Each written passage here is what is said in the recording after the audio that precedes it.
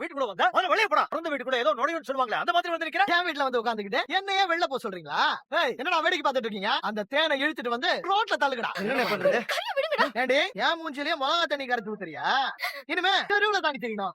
என்னடா பண்ணிட்டு இருக்க? அவளை விட சொல்றா. மம்மி நான் அப்படிதான் பண்ணுவேன். என் மூஞ்சில மிளகா தண்ணியை கரைச்சு ஊத்துவா.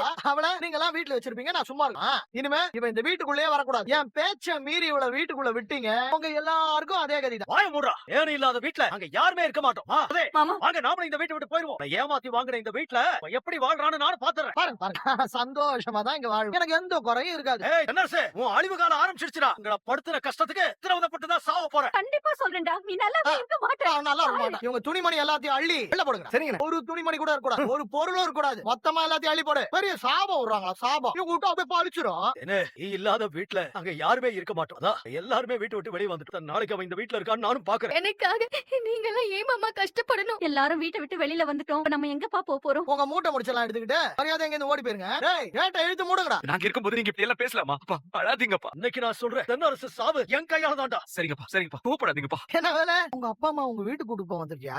தாராளமா கூட்டு போப்பா. ஏன்னா உங்க அப்பா கிட்ட நாளைக்கு வீடு பிடிக்க கூட காசு கிடையாது. எங்கேயாவது கோவில சத்திரத்துல தங்குற மாதிரி இருக்கும். அதுக்கு உன் வீட்டுக்கு கொண்டு போய் தங்க வச்சுக்க. ஏய், இவரு சத்திரத்துல போய் தங்குனா எம்எல்ஏ அப்பா சத்திரத்துல தங்குறாருன்னு என்னதான் கேவலமா பேசுவாங்க. நம்ம வீட்டுக்கே போயிடலாம் வாங்க மாமா.